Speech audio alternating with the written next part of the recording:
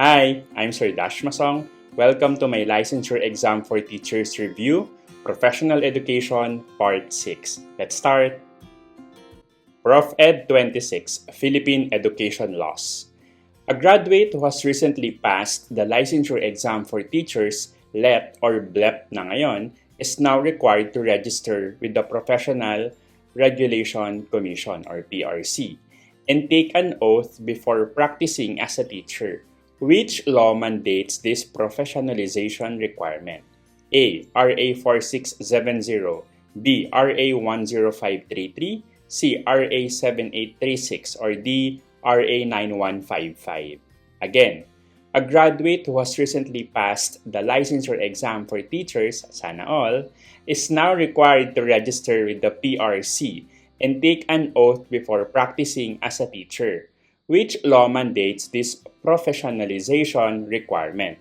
A. RA 4670, B. RA 10533, C.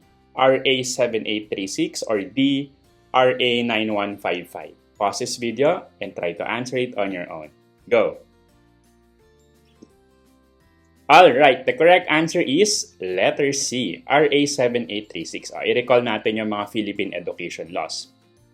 Yung RA 7836 ay kilala rin bilang Philippine Teachers Professionalization Act of 1994. Ito yung law na nag-establish ng professionalization ng teaching in the Philippines. Now, this law created the Board for Professional Teachers under the PRC and mandated that all teachers must pass the licensure exam to practice the profession.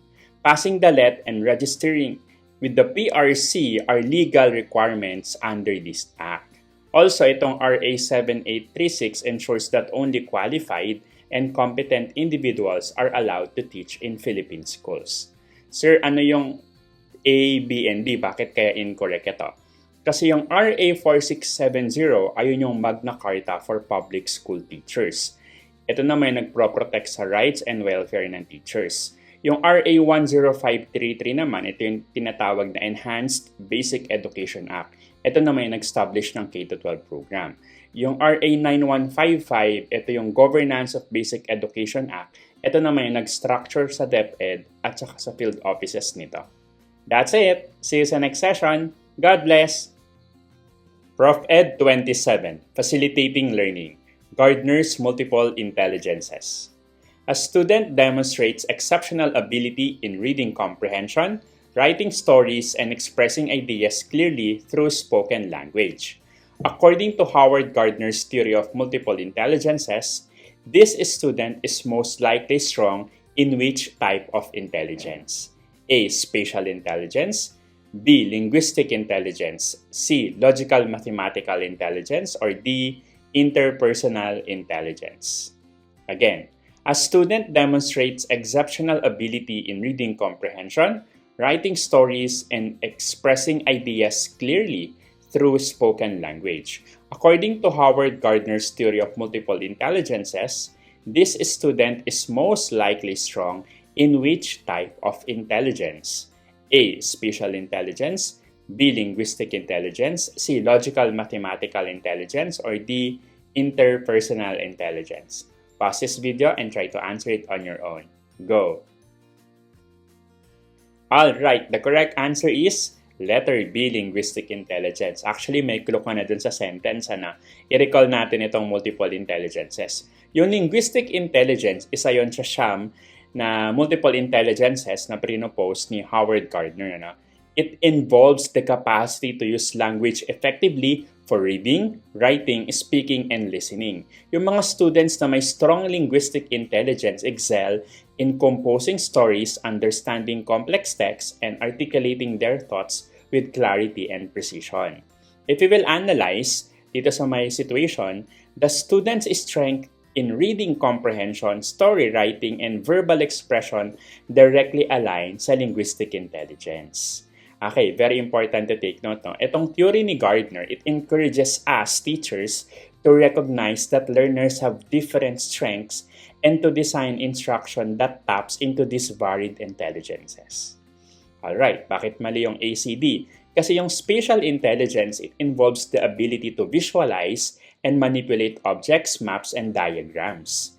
Yung logical mathematical naman, it involves naman or it focuses on reasoning, pattern recognition, and mathematical operations. Yung interpersonal intelligence, ito naman, it involves understanding and interacting effectively with others, such as empathy and social skills. The correct answer is letter B, linguistic. That's it. See you sa next session. God bless. Prof. Ed 28, Assessment of Student Learning. Teacher Mark is concerned about his students' low performance in English. He decides to implement a new teaching strategy, peer tutoring, and carefully observes its effects in their test scores over a period of 2 months. He documents his findings and plans to share them with his colleagues. This process is best described as blank. A. Classroom action research. B. Experimental research. C. Correlational research. Or D. Descriptive research. Again, Teacher Mark is concerned about his students' low performance in English. Very good, Teacher Mark. He decides to implement a new teaching strategy, peer tutoring, and carefully observes its effects on their test scores over a period of 2 months. He documents his findings and plans to share them with his colleagues. This process is best described as blank. A. Classroom action research. B. Experimental research. C. Correlational research. Or D. Descriptive research. Pause this video and try to answer it on your own. Go! Alright, the correct answer is letter A. Classroom action research. May mga nahihirapan dito. Okay, i-recall natin itong mga ito. Alright, yung classroom action research, ito ay isang systematic inquiry conducted by teachers in their own classrooms to identify problems, implement interventions, and evaluate the effectiveness of their actions. So ano ba nangyayari sa process na ito? It typically follows a cycle of plan, act, observe, and reflect. Again, plan, act, observe, and reflect. Teachers plan an intervention, implement it, observes its effects, and reflect on the result. And then plan further actions based on their findings. If we will analyze yung ginawa ni Teacher Mark dito, look at the process. In-identify niya yung low performance. Nag-introduce siya ng peer tutoring. In-observe niya yung effects over 2 months and then dinocument niya yung findings. It mirrors itong classic action research cycle. Itong classroom action research. Alright. Yung goal ng action research is not just to generate knowledge, but to solve immediate, real-world classroom problems and share insights with other educators. Okay, baka may nalito, baka ang sinagot ng iba, B, C, or D. Bakit nga ba mali yan? Yung experimental research kasi, it involves controlled manipulation of variables, random assignment, and comparison groups. Yung correlational research naman, it examines the statistical relationship between 2 or more variables without intervening or testing an intervention. Yung descriptive research naman, as the name implies, it aims to describe characteristics, behaviors, or conditions as they naturally exist without implementing and testing an intervention. So the correct answer is letter A, classroom action research. That's it. See you sa next session. God bless. Prof. Ed 29, Types of Statistics. A school principal computes the average test score of all grade 5 students to summarize their overall performance. She also determines the median score to see the middle value and the standard deviation to measure the spread of the scores. These statistical procedures are examples of blank. A. Inferential statistics. B. Correlational statistics. C. Descriptive statistics. Or D. Predictive statistics. Again, a school principal computes the average test score of all grade 5 students to summarize their overall performance. She also determines the median score to see the middle value and the standard deviation to measure the spread of the scores. These statistical procedures are examples of blank. A. Inferential statistics. B. Correlational statistics. C. Descriptive statistics. Or D. Predictive statistics. Pause this video, recall your statistics, and try to answer it on your own.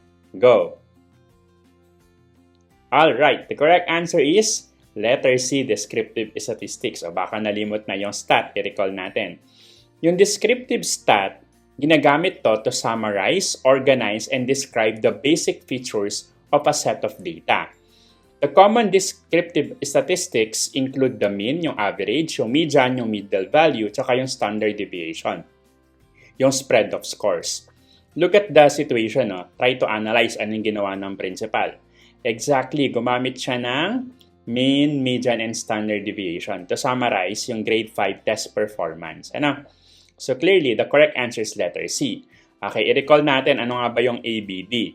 Yung inferential statistics, it involves drawing conclusions, making predictions, or testing hypotheses about a population based on sample data. Hindi lang niya sinasummarize or dinidescribe yung data. Yung correlational statistics naman, it measures the strength and direction of relationships between two variables. Example, yung correlation coefficient. Next, yung predictive statistics naman, ito naman, ang aim nito is to forecast yung future outcomes, such as using regression analysis, hindi naman yung ginawa ng principal sa situation na to. That's it. See you sa next session. God bless. Prof. Ed 30, Facilitating Learning, Transfer of Learning. Teacher Anna teaches her students how to write a persuasive essay. Later, when her students are asked to write a speech advocating for school policy change, they apply the same persuasive writing technique they learned in class. This ability to apply learned skills to a new and different context is known as blank. A. Positive transfer. B. Negative transfer. C. Zero transfer. Or D. Lateral transfer. Again, Teacher Anna teaches her students to write a persuasive essay. Later, when her students are asked to write a speech advocating for school policy change, they apply the same persuasive writing technique they learned in class. This ability to apply learned skills into a new and different context is known as blank. A. Positive transfer. B. Negative transfer. C. Zero transfer. Or D. Lateral transfer. Pause this video and try to answer it. Go! Alright, the correct answer is letter A, positive transfer. I-recall natin itong transfer of learning. Yung positive transfer, it occurs when skills, knowledge, or attitudes learned in one context are applied successfully to a new and different context. It happens when previous learning helps the learner perform more effectively in a new situation. Try to analyze the situation. Look, itong student sa Teacher Anna. Yung student's ability to use persuasive writing techniques learned in class to write a speech for a school policy change is a clear example ng positive transfer. Itong type of transfer na to, itong positive transfer, ito yung ultimate goal ng education. Bakit? Kasi it demonstrates that students can apply what they have learned beyond the classroom. Okay, i-recall natin ano nga ba itong zero, negative, tsaka lateral transfer. Yung negative transfer, it occurs when previous learning interferes with or hinders performance in a new situation. Yung zero transfer naman, it occurs when previous learning has no effect. So, hindi siya nakatulong or hindi rin nakahinder. Next, yung lateral transfer, baka yung iba ito yung sinagot. Bakit mali ito?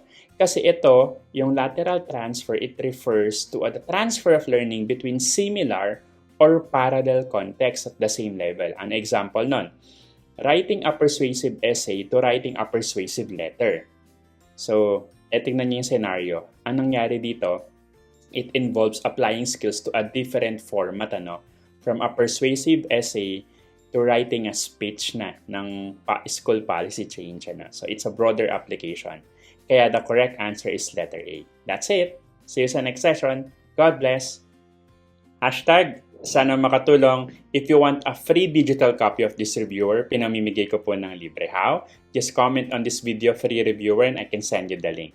And for more reviewers, please feel free to visit my social media account, Sir Dash Academy. Available sa YouTube, Facebook, and TikTok. I suggest punta ka sa YouTube, hanapin mo sa playlist itong complete reviewers. Nandun lahat ng reviewers ng Prof. Ed, Gen Ed. Tapos gumawa rin ako ng playlist para sa iba't ibang specialization. Hanapin mo na lang doon. Again, sa YouTube po, may playlist akong ginawa para sa lahat ng reviewers na ito.